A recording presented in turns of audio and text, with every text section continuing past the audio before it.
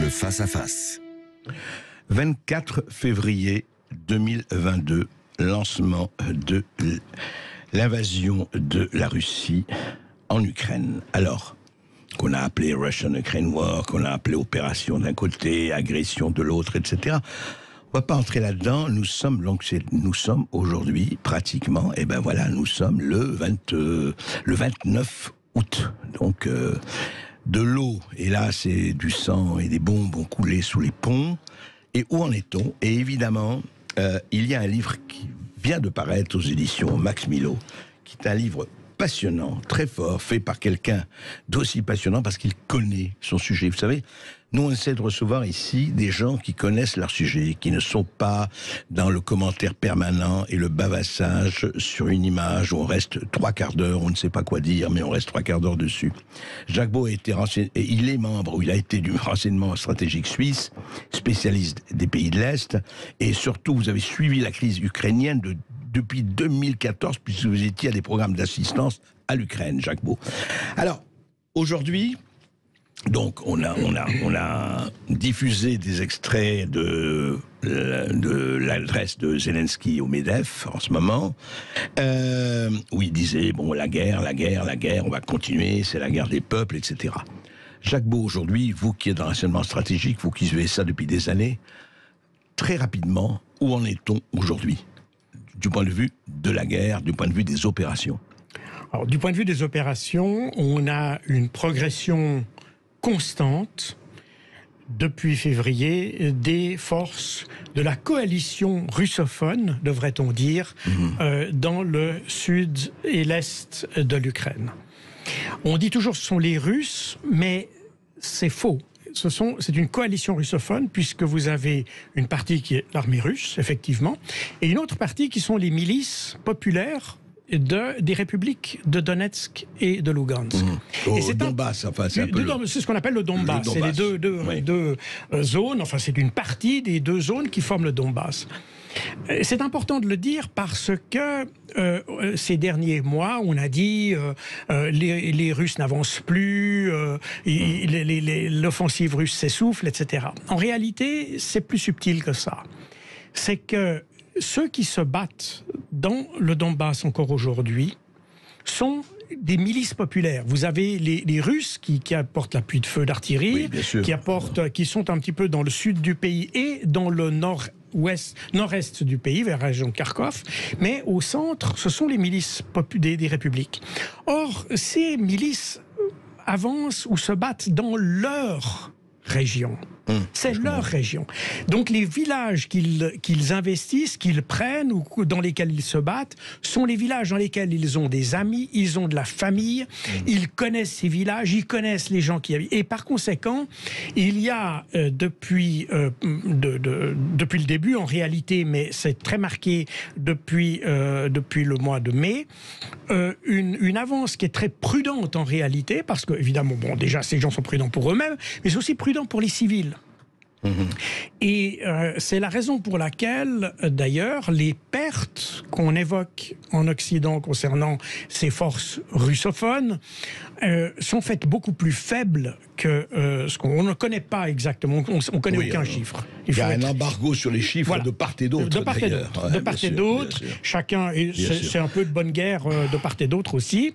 Mais les gens qui suivent régulièrement le déroulement des opérations constate qu'effectivement, je pense que le bilan est certainement plus défavorable du côté ukrainien que du côté mais est-ce que vous auriez, je veux dire, Jacques Beau, est-ce que ce serait pas preuve de pro-poutinisme primaire si on dit qu'ils sont là comme des poissons dans l'eau, selon la célèbre phrase de Mao Tse-tung? Ou c'est pas exagéré? Non, c'est pas exagéré. D'ailleurs, on trouve assez peu, même pratiquement pas, d'actes de résistance contre ces troupes d'occupation, en quelque sorte. Parce que tout simplement, ils sont de la région, ils parlent la même langue que la population. On a parlé de Mariupol, etc. À Mariupol, ceux qui ont résisté, c'était des combattants fanatisés, en quelque sorte. Les combattants de l'armée ukrainienne sont rendus assez rapidement, en fait, et même en bloc. Ceux qui sont restés, c'est les fanatisés. Et donc Azovstal, le fameux... le grand complexe, Azov, exactement. Oui, tout à fait.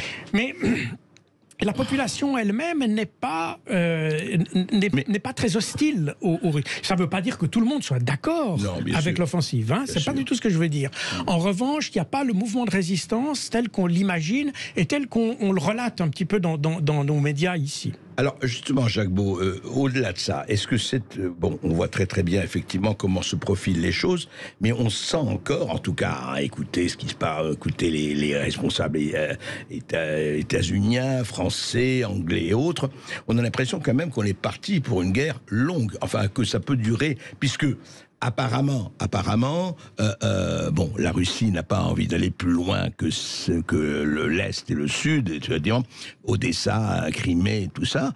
Mais auparavant, donc l'OTAN, etc., armes, continue d'armer, il faut se battre.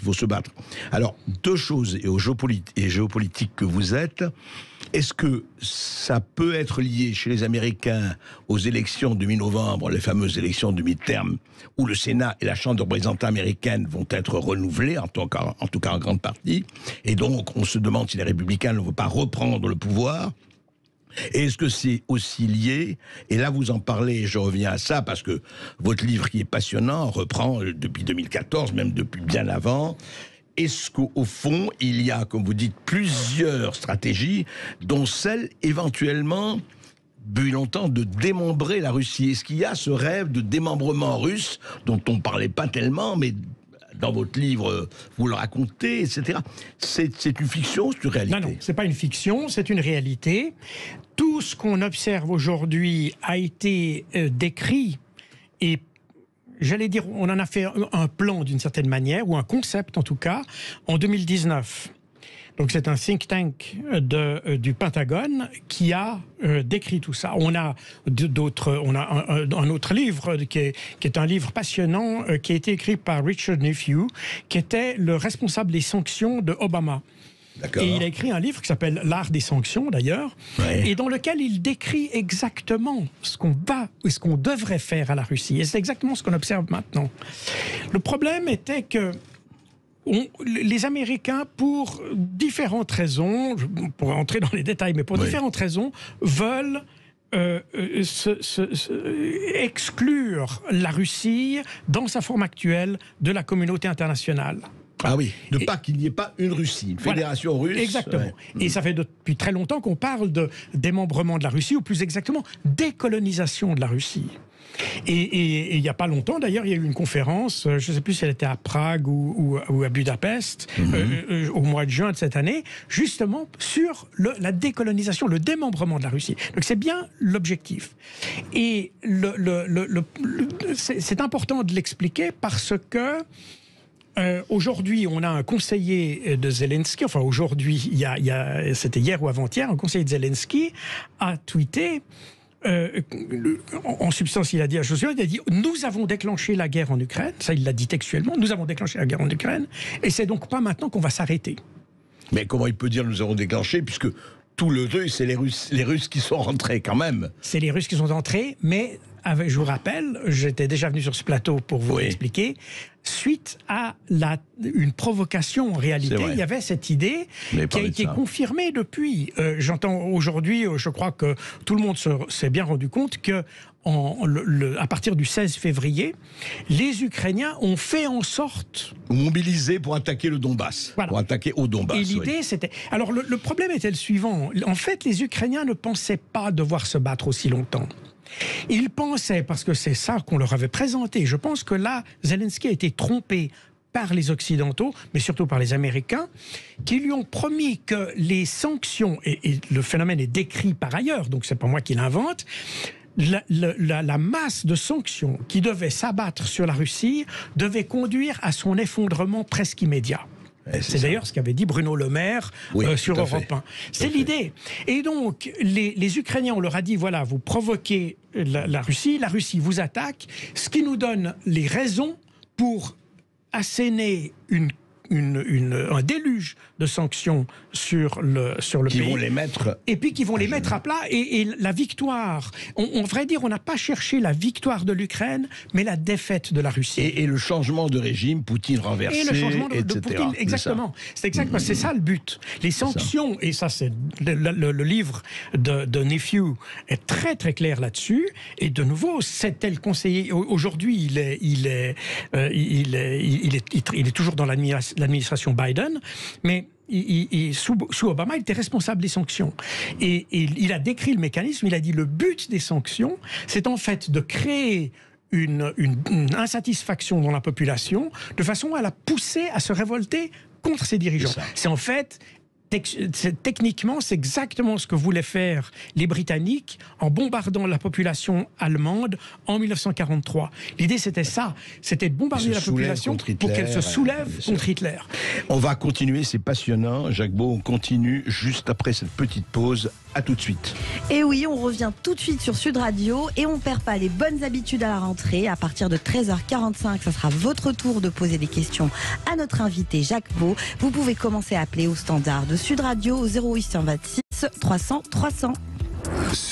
Et toujours avec Jacques Beau pour Opération Z Max Milo. Si vous voulez comprendre ce qui se passe actuellement près de chez nous, c'est arrivé près de chez nous, ce n'est plus aux confins. On se disait oui, mais c'est la guerre des autres. Non, non, ce n'est plus la guerre des autres depuis quelque temps. Opération Z aux éditions Max Milo. Jacques Beau, au fond, on a parlé de cette volonté effectivement de démembrement. On a parlé, on va pas reparler des accords de Minsk, ça on l'a déjà abordé. Vous êtes venu ici à Sud dans l'émission pour en parler. Et puis, mais aujourd'hui, ce qui est intéressant, c'est qu'on constate trois choses, des craquements quand même. Et quand je dis des craquements, dans cette Europe, que vous vous rappelez, il y a encore 3 mois, on disait ce qui est formidable dans cette histoire, c'est que l'Europe est enfin unie face à ce salaud de Poutine et ces salauds de Russes. Enfin, l'Europe, et alors... Le tableau, c'est quoi en ce moment? C'est paysage après le désastre, c'est quoi? Eh bien, d'abord, il y a un retour à la réalité.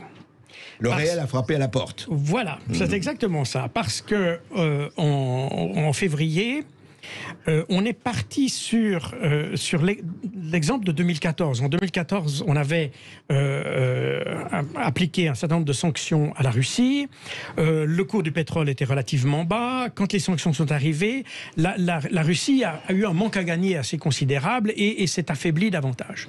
Et puis, les publications que j'ai évoquées tout à l'heure préconisaient de refaire l'expérience, d'aller plus loin, de façon à anéantir complètement la Russie. Et c'est ce qu'on a voulu faire en février, en appliquant des sanctions massives. Le problème est que ces sanctions, elles auraient sans doute été efficaces en 2014, mais en 2022, à la fin de la crise de la Covid, où déjà...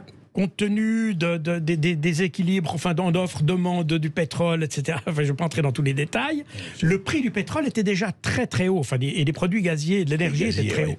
Et quand les sanctions sont arrivées, eh bien en fait, elles n'ont fait que raréfier un produit dont l'offre était déjà surabondante.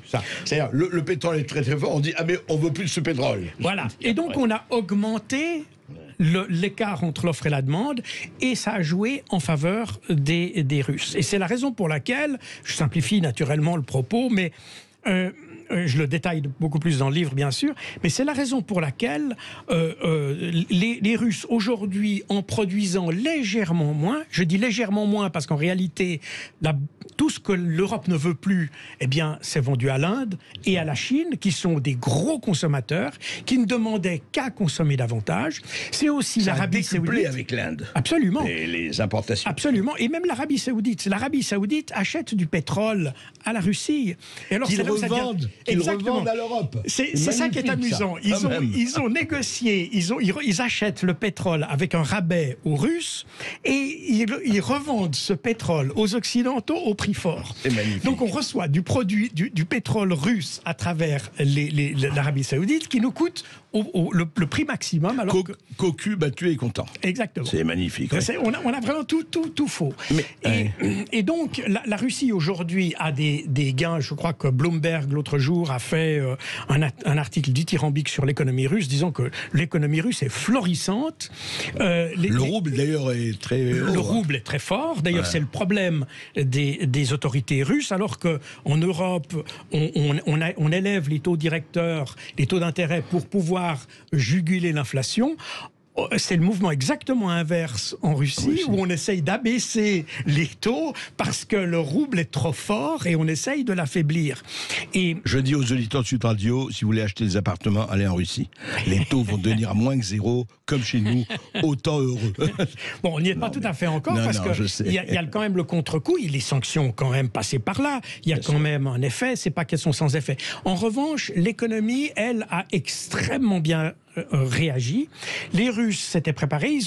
Et là aussi, c'est là que la mauvaise information qu'on a en Occident nous a finalement piégés nous-mêmes. Et ce sont nos dirigeants. Quelquefois, on se demande s'ils ont le quotient intellectuel d'un carton de chaussures, parce qu'ils n'ont pas réfléchi aux conditions dans lesquelles ils ont pris leur décision.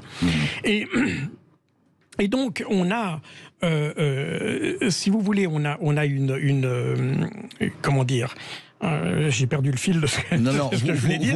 Vous parliez justement des conséquences de cela. Tout à fait. C'est-à-dire qu'au fond, l'économie russe, dont le merveilleux Bruno Le Maire disait qu'elle s'était effondrée, enfin qu'elle allait s'effondrer. Elle ne s'est pas du tout effondrée, bien au contraire. Mais voilà, et c'est là où je voulais revenir, c'est qu'à force d'avoir dit que l'économie russe avait la force de l'économie italienne, on a faussé la perspective. Parce que la différence fondamentale entre l'économie russe et l'économie irakienne, même si le PIB était à peu près la même, la différence, c'est que l'Italie est un pays qui est extrêmement endetté, alors que la Russie ne l'était pas du tout. Et c'est la raison pour laquelle les sanctions qu'on a apposées à la Russie a eu un effet beaucoup moins grand que si on avait appliqué exactement les mêmes sanctions, même moins de sanctions, à l'Italie. Et donc, c'est pour ça qu'on multiplie d'ailleurs les sanctions. Et aujourd'hui, on arrive tellement au bout des sanctions qu'on pourrait appliquer, qu'on finit par interdire les visas pour les touristes, etc. Donc on se tire nous-mêmes d'ailleurs une balle dans le pied, etc.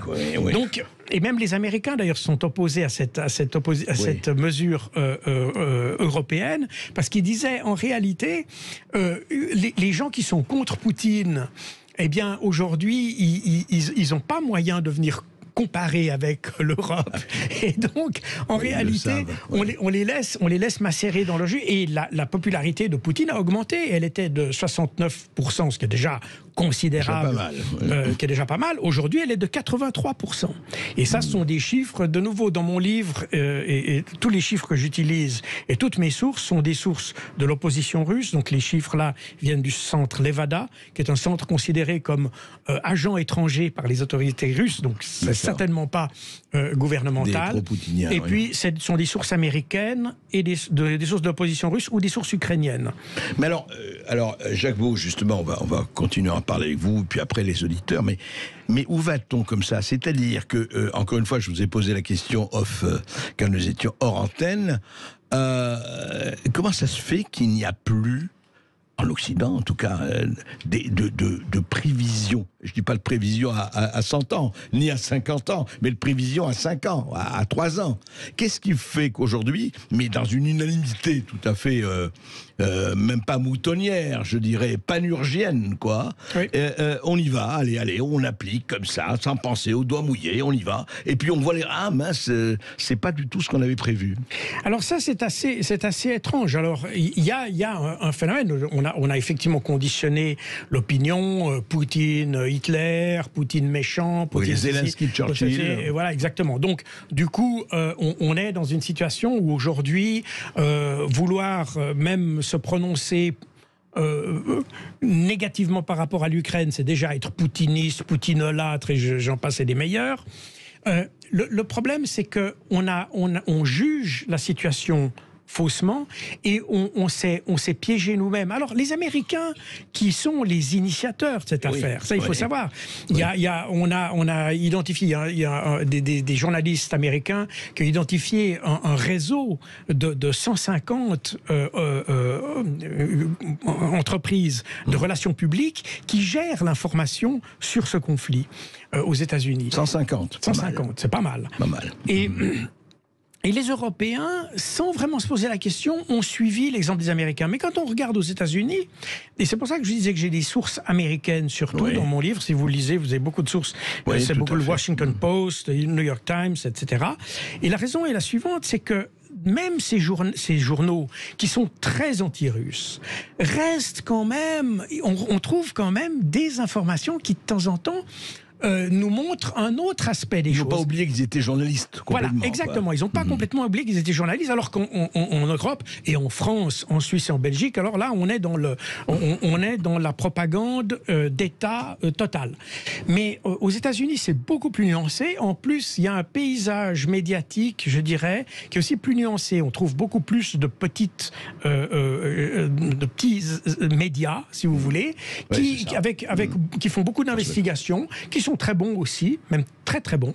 Et qui commencent à donner une autre... Qui donnent une autre. Et même d'ailleurs le Washington Post et le New York Times commencent à mettre de l'eau dans leur vin, parce qu'ils s'aperçoivent que le vent tourne. Les militaires américains, et je crois que je l'avais déjà dit sur ce plateau, déjà il y a quelques mois, avaient commencé à indiquer qu'il fallait mettre un bémol sur le déroulement des opérations, parce que les militaires, eux, sont pas des politiques, et eux, ils sont vus que ce qu'on fait en prolongeant le conflit, et ça c'est une décision politique, très européenne, mais pas seulement. Et là, on revient à la question des primaires aux États-Unis. On sent qu'il y a une sorte de sprint avant le final aux États-Unis de Joe Biden et son administration, pour pas donner l'impression qu'on est dans la situation de l'Afghanistan l'année passée. Et donc, on est un petit peu dans une sorte de fuite en avant. Il y a la fuite en avant d'un côté, et les militaires qui savent ce que ça coûte, la guerre, ils savent beaucoup mieux que les civils, enfin, que les politiques, et donc ils veulent rééquilibrer. Ils veulent rééquilibrer, et on s'aperçoit aussi qu'il va y avoir des conséquences, parce que déjà, et c'est intéressant, parce que déjà, les rapports que j'ai évoqués tout à l'heure de la Rand Corporation sur l'idée de faire des sanctions, donner des armes à l'Ukraine, etc., tout ça a été déjà écrit en 2019. Mais déjà, ces rapports disaient il faut faire attention avec l'Ukraine, parce que c'est un pays corrompu et il n'est pas du tout sûr que les armes aillent aux militaires. Aujourd'hui, c'est les militaires américains qui sortent exactement cet argument-là. Et le marché noir bat son plein, on le sait. On va continuer avec Jacques Beau et avec nos auditeurs. À tout à l'heure, dans 2 minutes 20.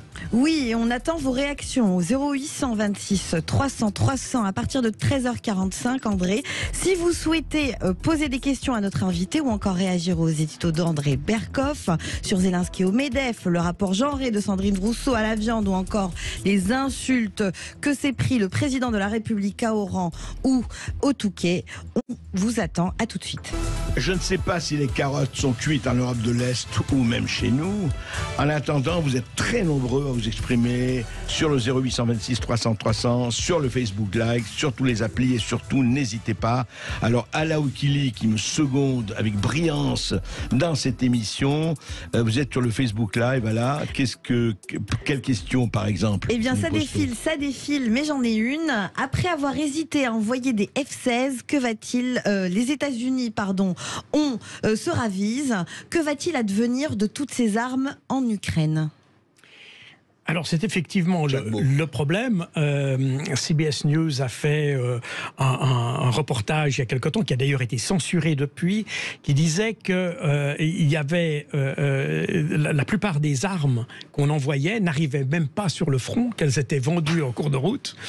Et ça rejoint d'autres reportages qui avaient été faits aussi par d'autres médias, et qui montraient, des médias anglo-saxons, qui montraient que effectivement les armes arrivaient en Pologne, et à partir partir de la Pologne, il y a une partie qui allait en Ukraine et le reste partait en Albanie, alimenter d'autres réseaux. Ça fait longtemps que le chef d'Interpol lève le drapeau rouge en disant que les réseaux criminels, les mafias européennes sont en train de s'alimenter sur les armes qu'on fournit à l'Ukraine.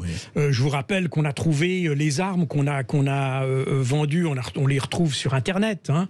Les missiles anti-chars, les missiles anti-aériens, les drones suicides, tout ça, on les retrouve sur les catalogues sur Internet. Oui, tout à fait, on les trouve. Maintenant, j'ai pas le prix en tête. C'est pas encore au bon coin, mais on n'en est pas très loin. Ouais. Et donc, il y a vraiment un problème. D'ailleurs, les Américains ont renoncé, au moins temporairement, parce qu'ils changent d'avis souvent, ça il faut dire, mais ils ont renoncé à fournir des drones, l'équivalent des Predators, vous savez, ces drones qui peuvent larguer des bombes. Ils ont renoncé à les fournir à l'Ukraine parce qu'ils ont peur que ces drones terminent dans les mains des Russes. On suppose très fortement, il n'y a pas de confirmation officielle, mais tout porte à croire qu'effectivement, les Russes ont réussi à acheter des systèmes d'armes César fournis par la France et des systèmes HIMARS fournis par les États-Unis, ces fameux missiles. Et ils ont démonté ces missiles. Actuellement, ils ont trouvé d'ailleurs, en démontant ces missiles, ils ont trouvé des parades de guerre électronique contre ces missiles. C'est la guerre des armes. Voilà. Alors justement, il y a la guerre des armes. Et Jacques Beau, vous nous parliez aussi, d'ailleurs c'est dans votre livre, et vous dit, c'est la guerre du nucléaire. Comme vous le savez, nous en parlerons bientôt dans les prochaines émissions, problème d'électricité en France et en Europe, et Dieu sait si ça va se poser dans les prochains jours, semaines ou mois. Mais vous disiez que 40% de la fabrication, enfin de l'enrichissement par du nucléaire est russe. C'est énorme, ça. Les Russes ont une sorte de... Enfin, c'est pas tout à fait un monopole, puisqu'ils ont 40% du marché de l'enrichissement du combustible nucléaire pour les centrales nucléaires dans le monde entier. Dans le monde entier. Donc, la dépendance que nous avions à l'égard du pétrole... D'ailleurs, il faut bien se dire, c'est pas une dépendance vis-à-vis de la Russie, c'est une dépendance vis-à-vis de l'énergie, en réalité. Parce que... Or, l'économie, c'est l'énergie. Le truc, c'est que lorsque nous allons... Au lieu de nous approvisionner en Russie, on va s'approvisionner ailleurs, on sera dépendant de cet ailleurs. Bien sûr. Pas donc, on fait que repousser le problème. Comme j'ai dit toujours, le meilleur moyen d'éviter de se trouver pris dans un embargo, c'est d'avoir de bonnes relations avec les gens. En réalité, c'est ça, c'est aussi simple que ça. Et là, parce qu'il y a le nucléaire, mais il y a aussi un gaz dont on parle assez peu, c'est le néon. Le néon, c'est pratiquement... maintenant, j'ai plus exactement les chiffres, mais c'est presque un monopole de la Russie et de l'Ukraine, d'ailleurs. Mais la Russie elle est en train de prendre les régions qui traitent ce néon. Le néon est un gaz qui est indispensable pour graver les microprocesseurs. Ah d'accord, oui. Exactement. Ouais. C'est-à-dire que si un jour le robinet du néon se fermait, on ne produit plus de microprocesseurs du tout. Nulle part. D'accord. Donc la dépendance est quand même extrêmement forte. Enfin, c'est exactement ça. Nous sommes des sociétés technologiques qui sont dépendantes non pas d'un pays ou de deux ou de trois, mais dépendantes de l'énergie. C'est ça. C'est ça en réalité. C'est ça. Et si on regardait les choses sous cet angle-là, on prendrait sans doute probablement des décisions plus raisonnables.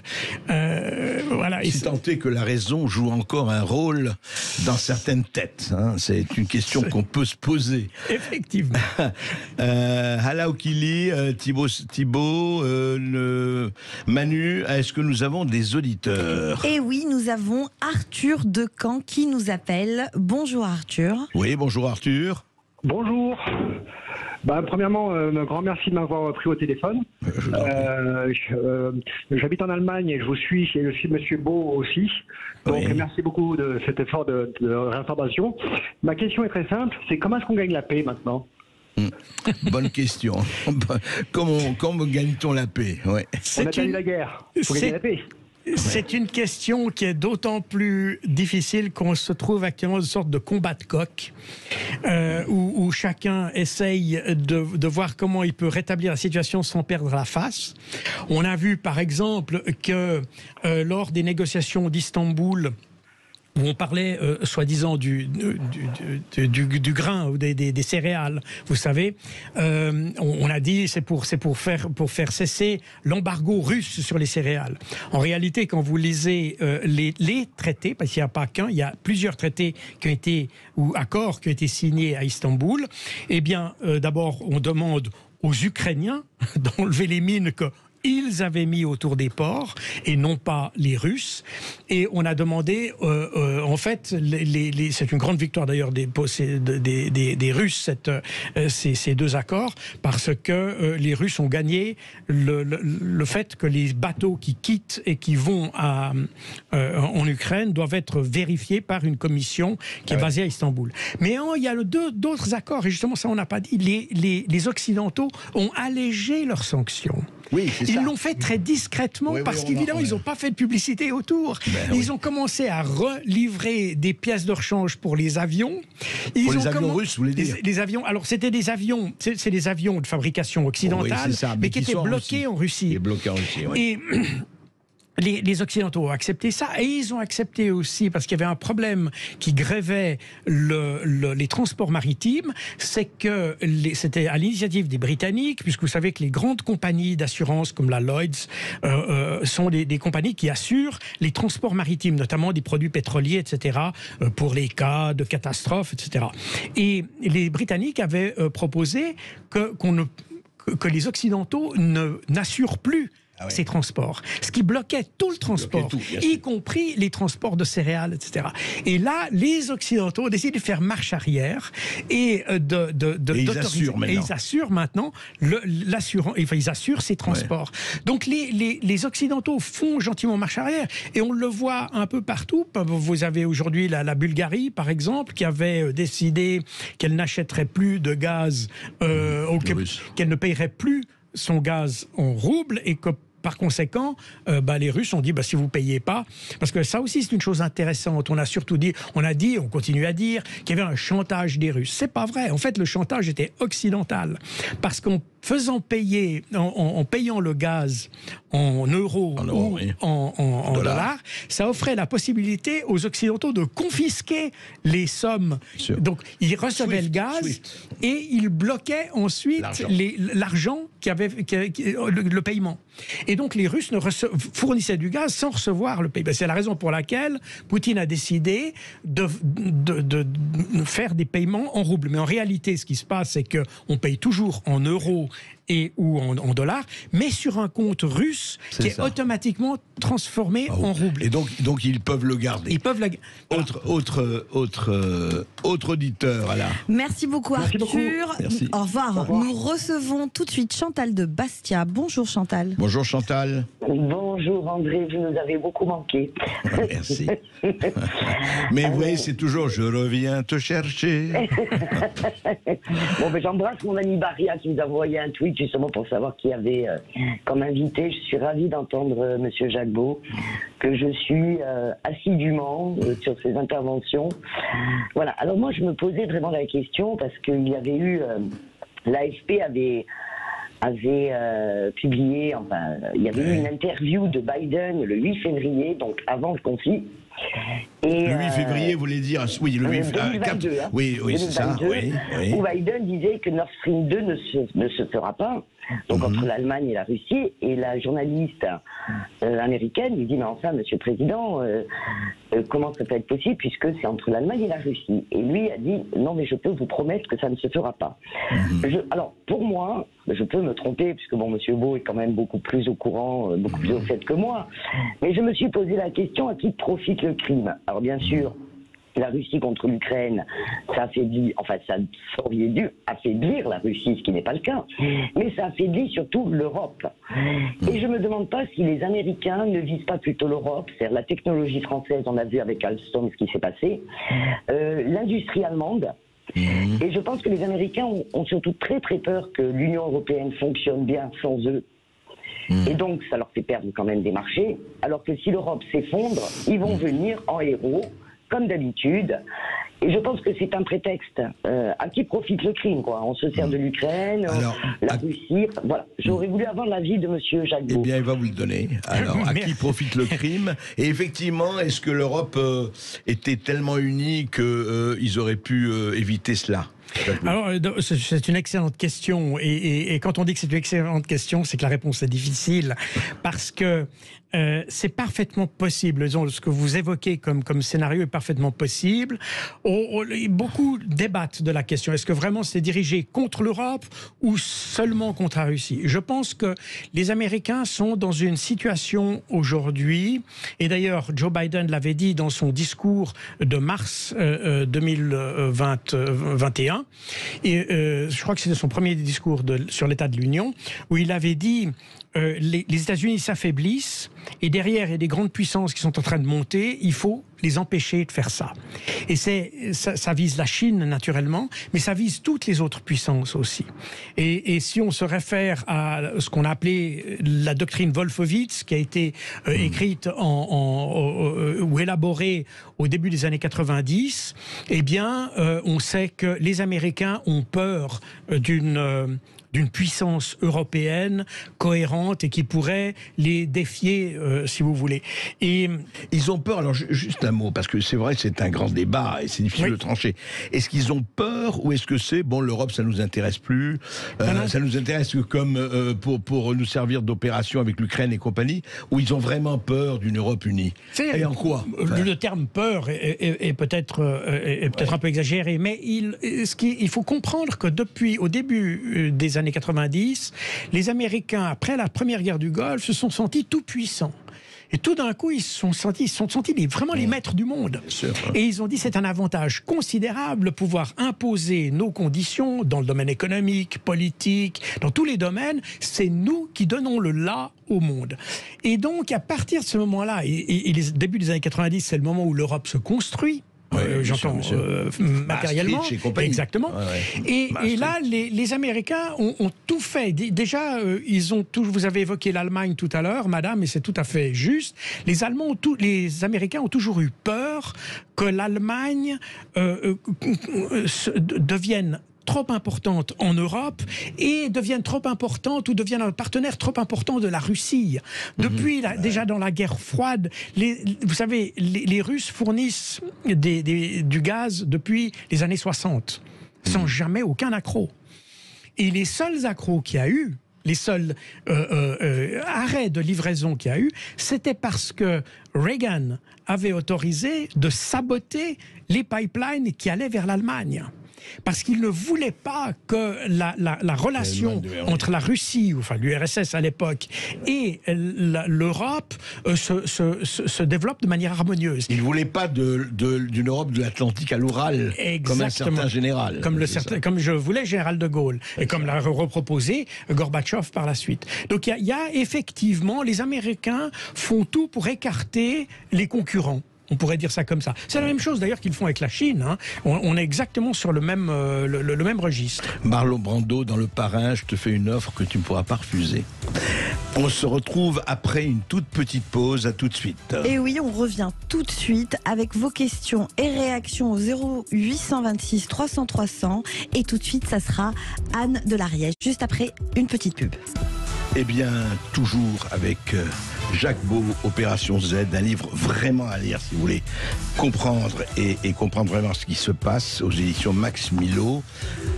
Ah là, nous avons Anne de l'Ariège, avez-vous annoncé, avec un côté triomphateur d'ailleurs. Absolument. Anne de l'Ariège est là. Oui, je suis là. Bonjour, eh bien, Anne de l'Ariège, on vous écoute. La duchesse de l'Ariège sera toujours la bienvenue chez nous. Bonjour tout d'abord Monsieur Bercoff, bonjour Monsieur Beau. Bonjour. J'ai une question qui me tracasse, qui m'interroge quand même depuis le début de ce conflit. C'est qu'on voit régulièrement des millions d'euros, des milliards de dollars qui sont versés régulièrement à l'Ukraine en soutien. Et l'Europe déjà sans notre accord. Et j'aurais voulu savoir s'il existait un organisme de contrôle pour savoir où va cet argent? Bonne question. C'est une excellente question et des parlementaires américains ont soulevé cette question. D'ailleurs, des parlementaires comme Rand Paul, qui, comme moi, est sur la liste noire du gouvernement ukrainien. Vous savez qu'ils ont une liste noire. Ah oui. Et on est très peu dans le monde, mais on a été choisi comme étant sur cette liste-là. Il est avec moi sur cette liste, Rand Paul, qui a demandé au Congrès américain d'avoir un organisme de supervision pour surveiller effectivement l'allocation des fonds qui avaient été décidés. Mais assez curieusement, le Parlement américain a refusé de... Non, c'est très curieux, en effet, oui. a refusé. Donc... En fait, il n'y a pas d'organisme de contrôle. Il n'y a pas d'organisme de contrôle. Milliards qui sont déversés. Il n'y a rien du tout. Et c'est d'ailleurs, ça rejoint le problème qu'on a évoqué tout à l'heure, de savoir où vont les armes, où va l'argent, etc. Et quand vous voyez, comme en venant ici d'ailleurs, je constatais qu'on croisait une voiture de très grosse cylindrée avec des plaques ukrainiennes, on se disait que bon, cet argent est probablement pas perdu pour tout le monde. Est-ce que une question juste, avant de reprendre un auditeur, vous savez, on parle beaucoup, on parlait des bruits de bottes depuis toujours, mais les bruits de bottes se font quand même légèrement nucléaires, sans tomber dans la Cassandre et l'Apocalypse. De côté, les Russes, vous savez, il y a eu des géants russes qui ont dit, mais nous, on peut raser Paris, New York, etc. Enfin, il y a eu des rodomontades des deux côtés. Est-ce que pour vous, ça reste au niveau de la rodomontade et je vais te montrer qui est le plus fort et qui a le bras le plus long, ou pas? Alors, quand on parle du nucléaire, on a dit Poutine menace l'arme nucléaire, etc., etc. Poutine n'a jamais évoqué l'arme nucléaire sans que nous l'ayons évoquée précédemment. Oui, c'est déjà une raison pour qu'il l'évoque. Bien entendu, mais il y a une raison pour laquelle il l'évoque. Ouais. C'est que les Américains, et ça a été fait au début avril, et personne n'en a parlé dans nos médias, Joe Biden a signé un ordre qui autorise l'usage premier de l'arme nucléaire. Donc la doctrine nucléaire... En avril dernier. Oui, en 7 avril, avril 2022. Et vous savez que la doctrine américaine, jusque-là, était le no first use. Donc, c'est-à-dire, on n'utilise jamais l'arme en premier. On a l'arme nucléaire uniquement pour la dissuasion. Et là, au début avril, Joe Biden a décidé que l'Amérique pouvait utiliser l'arme en premier. Et c'est la raison pour laquelle les Russes sont très... ont fait... alors, c'est pas vraiment des rodomontades, mais ils ont dit, faites attention. Parce que si vous utilisez l'arme nucléaire, eh bien, nous, on a aussi nos moyens. Et donc, là, au-delà de tout ce qui a été déclaré, Le Drian qui avait fait la menace nucléaire déjà le 24 février, hein, il avait déjà dit attention, on va pouvoir utiliser l'arme nucléaire. Et puis Poutine, 3 jours plus tard, avait dit nous aussi, etc. Mais là, au début avril, c'était sauf erreur le 2 avril, mais je peux me tromper sur le jour.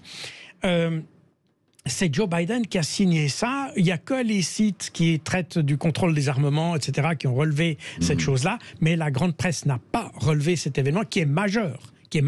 Ben oui, c'est-à-dire qu'en fait, la possibilité ne peut pas être écartée. C'est-à-dire que les Américains se réservent le droit d'utiliser l'arme nucléaire à n'importe quel moment. C'est ça, y compris en première frappe. Y compris en première frappe. Eh bien écoutez, c'est heureux. Je ne sais pas si on a le temps, Thibault. Oui, malheureusement, on n'a pas le temps pour prendre un nouvel auditeur, mais vous prenez que demain, vous serez là et on continuera. Jacques Beau, je voudrais rappeler le livre... Opération Z, donc Opération Z aux éditions Max Milo avec Jacques Beau. Merci beaucoup d'être venu nous voir aujourd'hui. Et merci à vous. Merci. Alors, l'information continue, mais également la rentrée avec Brigitte Lahaye. On va essayer de comprendre quelles sont les bonnes résolutions à tenir et si les vacances sont bénéfiques pour relancer l'amour dans son couple avec son invité Christophe Médici.